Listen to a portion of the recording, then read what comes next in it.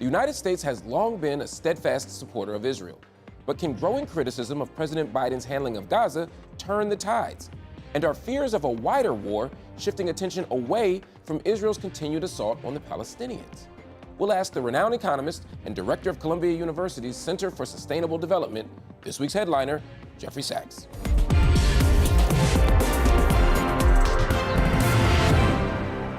Jeffrey Sachs, thank you so much for joining us on Upfront. Great to be with you.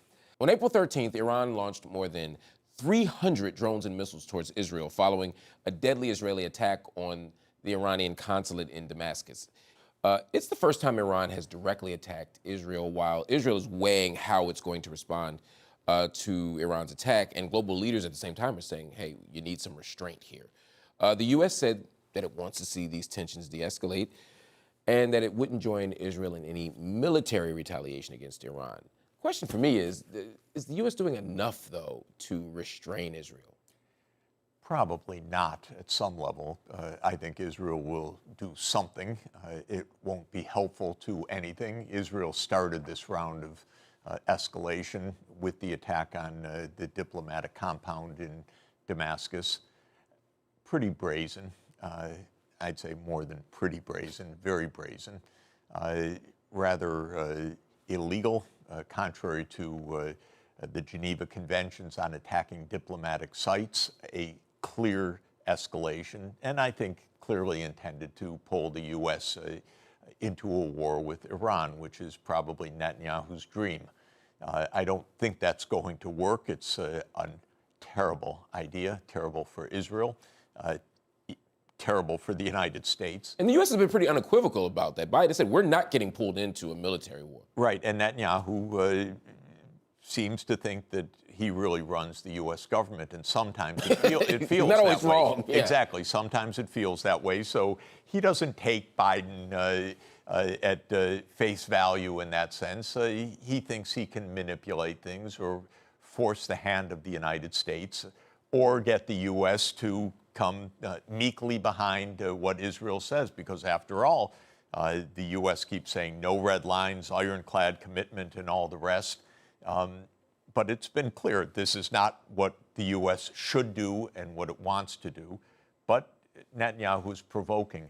I do think, again, though there are some serious uncertainties about what really happened with the Iranian attack, it seems more likely than not that there was some pretty bad news for Israel in that several apparently hypersonic missiles got through and hit their targets. That's got to be absolutely alarming for Israel. So I think purely on a military calculation, this was not a good week for Israel. And also in terms of the perception of Israel, prior to October 7th, there was an idea that they were almost impenetrable, at least at home. And now the fact that Hamas was able to sort of successfully breach the borders, the fact that, we see things going on all around the globe that makes Israel look weak, does that provoke Israel to engage in more aggressive activity? Well, I think it has deeply called into question the strategy and the tactics of this particular cabinet. This is an extremist, nationalist Israeli cabinet, the most extremist in history. It does believe in a greater Israel. It does believe in permanent apartheid or worse, ethnic cleansing, or whatever is needed for Israel to keep its control and to prevent a Palestinian state. And what is happening is that fundamentally the world does not support that agenda. The world, even the United States, and I would say the American public, is pretty aghast at what they've seen. And even the political class in the U.S., which is absolutely, typically 100% behind Israel, is shocked and not going down that line. So Israel's got itself into a terrible mess because of its extremism, doesn't know what to do. Netanyahu's normal modus operandi is when you're in a mess, escalate. And that, I think, is still probably odds on to what they'll try to do. The U.S. has historically taken a very aggressive stance toward Iran, including pulling out of the Iran deal in 2018. For decades, they've imposed economic sanctions under multiple presidents, with more announced after the attack over the weekend. The U.S. has also allied with Israel and Arab countries like the UAE, Jordan, Saudi Arabia, all against Iran. Has U.S. policy in the Middle East enabled the possibility of a wider war? Well, I think the first point, the most decisive thing that's happened vis-a-vis Iran is that Iran and the Kingdom of Saudi Arabia have had a rapprochement. They're going to be together, it seems, in the BRICS, in this enlarged grouping, although with Saudi Arabia it's not 100% clear that that's the case. But definitely there has been a diplomatic reconciliation of sorts. Israel's war in Gaza, which has been so much more shocking and devastating than people would have imagined, have really pushed Iran and the Arab world closer together, not farther apart, despite what Israel hopes and what U.S. strategy has been. So I don't think that the U.S. And Israel can maintain any kind of coalition with the major Arab countries against Iran at this moment. Israel is making that absolutely impossible because of Israel's extremism. That puts the U.S. On the back foot vis-a-vis China, for example, which has been diplomatically extremely successful in the Middle East. It was interesting in the UN Security Council session after the Iranian attack, you also heard, even from an American ally as close as Korea, some words of caution against Israel that you would not normally have heard. Korea depends on the Middle East for its energy. It does not want this thing to explode. So I think at the core of this is a failed Israeli political strategy. Not a failed U.S. Middle East policy over decades. Well, more fundamentally, absolutely, the U.S. has enabled a failed Israeli strategy, a terrible one. So I do completely agree that that the U.S. policy in the Middle East is failing terribly. It's leading to wider war. Even if the U.S. wants to restrain that, it's not restraining the wider war. Why? Because at the crux of this conflict is an unsolved political problem with Israel and Palestine that absolutely needs to be solved. And all of the anti-Iranian dimensions have a very large source in the Palestine-Israel conflict, after all. There's no intrinsic reason why Iran would be the great enemy of the United States. Even with all the history, the U.S. has a lot to apologize for to Iran, starting in 1953 with the overthrow of the democratic government and the installation of a police state, after all. So there could have been a rapprochement between the U.S. and Iran. I've always wanted that. I thought the U.S. should have signed the JCPOA and implemented it. And of course, that was subverted by Trump. Biden was weak, as he has been in so many areas, of not bringing that back to life. Biden has been weak in allowing Netanyahu to continue his extremist agenda. And here we are with massive failures building up, not just in the Middle East, but we have crises all over the world. And I would say it's because U.S. foreign policy is out of date, outmoded, and with weak leadership. You talked about this sort of enduring problem in the Middle East, specifically in Israel-Palestine. There's been a lot of renewed interest in Israel-Palestine, specifically around the so-called two-state solution. Yes. The U.S. has always said they've supported the two-state solution, whatever that might mean to them. And they have always articulated that as a kind of pathway toward Palestinian statehood. They want Israel and Palestine to negotiate directly in this regard. That's been a U.S. position. You know, I'm not sure how viable or possible that is. Well, you know, my thought is, okay, yeah, there have been negotiations now for decades. We're done with that phase. Now we implement the two-state solution. Right. It's been clear all the way back to the Six-Day War in 1967 what the outcome has to be, which is a state of Palestine on the war borders and a state of Israel, and they're living side by side. They may not like each other. Maybe there's a barrier between them, but there are two states. And this has been clear for 57 years. The U.S. has said... Let me push back on that for Yes. two reasons. One, there seems to be a growing sense in the global community, and certainly among Palestinian civil society, that Yeah. the two-state solution is actually not only undesirable, but non-viable. Right. Because of settlement expansion, because of Israel's refusal to stand down on this claim of greater Israel, all of it is ours. That really there's a one-state reality that can only be repaired with a one-state solution, a single secular democratic state. Yeah, I think that right now there's an overwhelming sentiment in the world to implement the two-state solution, which has been on the table and is embodied in probably dozens of UN General Assembly and Security Council resolutions over many, many decades. On both sides of this divide, which is a terrible, brutal divide, there is a one-state solution. Of course, many in Palestine say one state, Palestinian majority, and that's it. On the Israeli side, we know this current government is for one state, completely an Israel-dominated state. My view is that, practically speaking, these two sides do not get along, and there maybe in future generations, someday they will get along. But for the moment, the right answer is the one that has been embodied in resolution after resolution, but never enforced. And I agree, we're coming to the end of that road. The UN Security Council is getting ready for a vote on Palestinian membership in the UN based on the two-state solution. What does that mean? Talk to me about what that means as a practical matter. Perhaps recognition of Palestine as a state, membership That would be status. phenomenal. It'd be phenomenal. But you still have Netanyahu who's saying, perhaps as a pretext, but that post-October 7th, we can't even have a conversation about a two-state solution, that a permanent, durable solution has to include Israel having security control over Gaza and over the West Bank. If that's the case, then is this all just for nothing? No, because I don't think Netanyahu has the final word in this. I think the world community has the final word.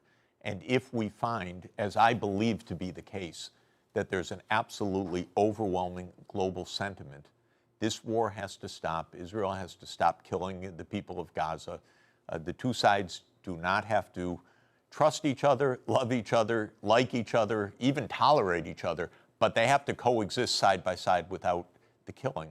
I think that this means saying to Netanyahu and this extremist government, if you can't implement that, it's going to be a different one onward, but this is the will of the international community under the UN Charter. And that, I believe... Israel doesn't find the UN Charter very persuasive.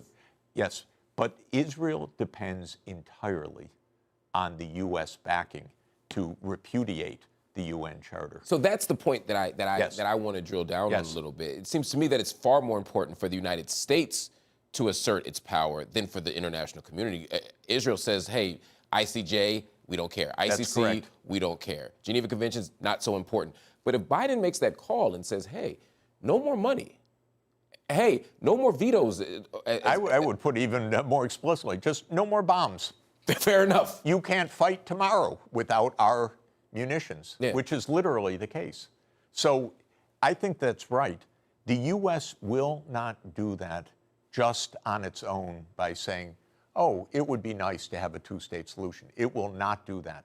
On the other hand, if the overwhelming global majority says that's the right way, then the U.S. has a different choice. Hasn't that always been the case? I mean, for the last few decades, hasn't the global community effectively spoken out against the settlements in the West Bank, effectively said that funding for Israel should be conditional upon human rights abuses going away, but we still see the siege in Gaza? Yes. The international community hasn't been unclear about this. No, I agree. It has not been unclear, and the U.S. has been temporizing, protecting Israel, and delaying up until now. Now we have, I believe, a genocide underway. I think it is absolutely a disaster. And I think the world community is more alarmed and more shocked and more saying, if we are anything as a world community, we have to implement what we've said. An example, the vote on membership is a vote that should have happened 13 years ago. Absolutely. Because this was an application by the Palestinian Authority in 2011 for membership. When you make that application, it goes to an admissions committee, a new members committee, which is constituted by the UN Security Council. They did all the work. They said Palestine qualifies. The U.S. blocked it. And the U.S. blocked it, saying, it's not quite right now, not quite time. But take observer status. That's pretty good, and soon enough you'll be a member. Now we're 13 years later. There is a genocide underway in Gaza. There is the risk of a wider war. It's true. You could say, well, Mr. Sachs, wasn't all of this true 13 years ago? I would say, yes, it was true 13 years ago. But 13 years later, the dangers to the whole world are much greater, and the prevarications of the United States are so much more evident as well. So to my mind, I want to give another push. Okay, United States, you said back in 2011 it's going to happen quickly. We're farther and farther away because you have backed something that is against international law. You have sided repeatedly on the ground with Israel, even though it's direct violation of the UN Security Council resolutions. I want to push so that we actually live like responsible grown-ups, saying what we say, we do. We have international law, we apply it. And I think this is a moment, if again it fails and fails, well, you're absolutely right. This will go down in history as A, a disaster, and B, as a long period of hypocrisy of shocking dimension, and C, somebody will have to come up in the next generation with different answers. But right now we have an answer that is viable, workable, practicable, and the question is for the United States, are you going to apply what the whole world says is needed and what the U.S. itself says is needed, or are you going to continue to fake it? My basic argument to the U.S. is it's no good for the U.S., but it's also no good for Israel. Israel's legitimacy is shot by all of this. You go around the world, as I do all the time, people are aghast at what Israel is doing, and young people around the world are saying, what the heck is this? This kind of government has no legitimacy at all. And so Israel needs to change for its own survival. That's my own view. That's an interesting question that you raise. You know, is it time for Biden and maybe other U.S. politicians to change course? I mean, there's a way that Biden is simply following the course that every presidential candidate has followed. You stand with Israel. There's no daylight. That's it. There's nothing between us. But now there's a generation of voters that are looking at this differently. I would say since Operation Cast Lead, certainly since Protective Edge, people have said, wait a minute, that's a lot of killing. That's a lot of death. You're absolutely right. This is the first time that the American public has really focused on this in a very long time. And what they're seeing, they don't like. And the politicians are shocked. Yeah. Politicians don't like kind of hanging out where the public isn't. Yeah. But they've been so trained. A guy like Biden, I mean, this is decades, never show any daylight between Israel and you. It's like a certain kind of fundamentalism I'm watching here. That's the first rule. Yeah. Not a word, not a peep. And he's pretty much sticking to that, except for we hear the gossip of what he calls Netanyahu, et cetera, et cetera. But the leaks. I call those press leaks. Exactly. but on the public pronouncements, it's the old school. Now, if Biden's not old school, what is he? I mean, he's completely old school. But what's shocking for them is it doesn't play. Yeah. It may play with some big donors, but it's not playing with the public, and they got to worry about the public. After all, at some point, what the public thinks matters in this country, especially in a November election. Absolutely. Talk to me about the short term. We understand the kind of long-term goals here around statehood, around kind of creating a kind of global peace. But in the short term, people are dying and Absolutely. People are starving. How do we get to a ceasefire right now?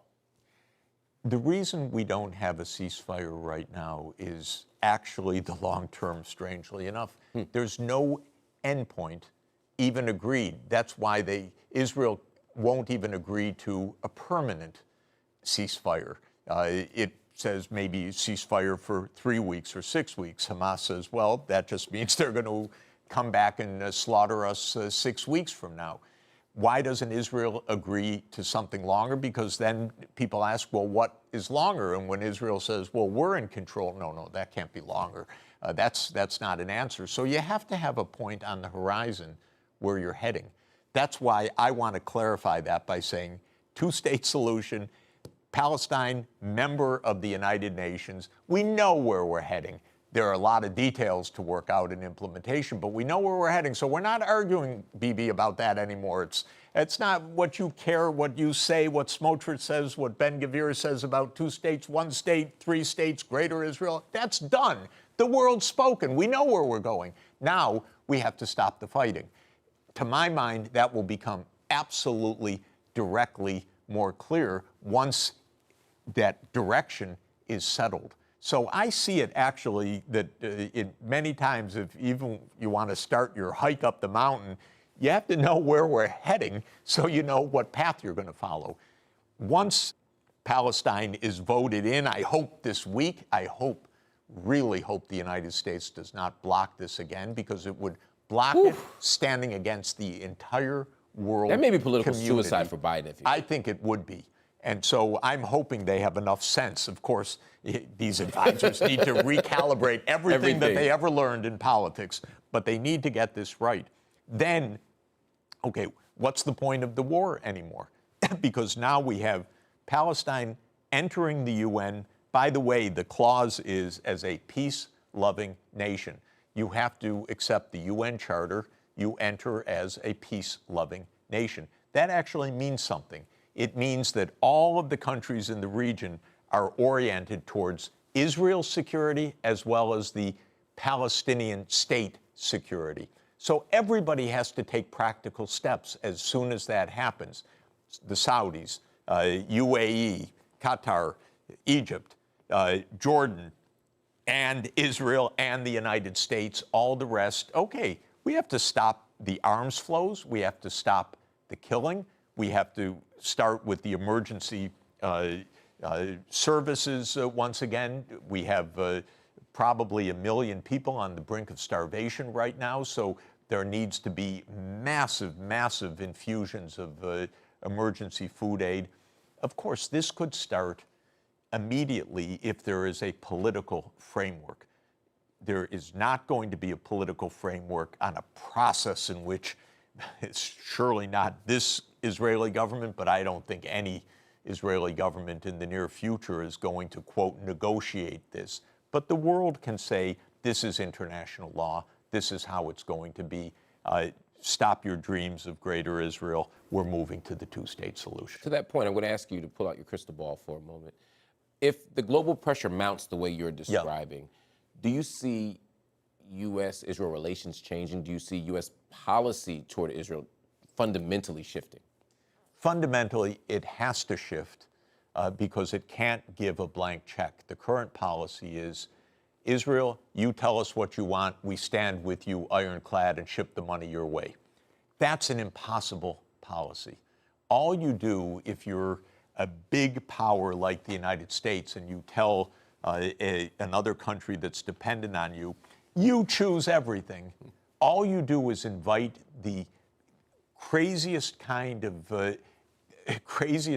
extremism, because they say, we got the U.S., we manipulate the U.S. Bibi thinks he runs the U.S. And you know, as we said, he's got some evidence on his side up until now. The U.S. has to put some clear markers on this. We have a policy. We don't want to divide with the rest of the world. We don't want it to be 2 countries, Israel and the United States, against the other 191 countries. We have some basic standards based on the UN Charter. Once Israel hears that, things will change, but that's a big change from now, because the current policy is, Israel, you tell us what you need or what you want, we back you. Jeffrey Sachs, thanks so much for joining me on Upfront. Great to be with you.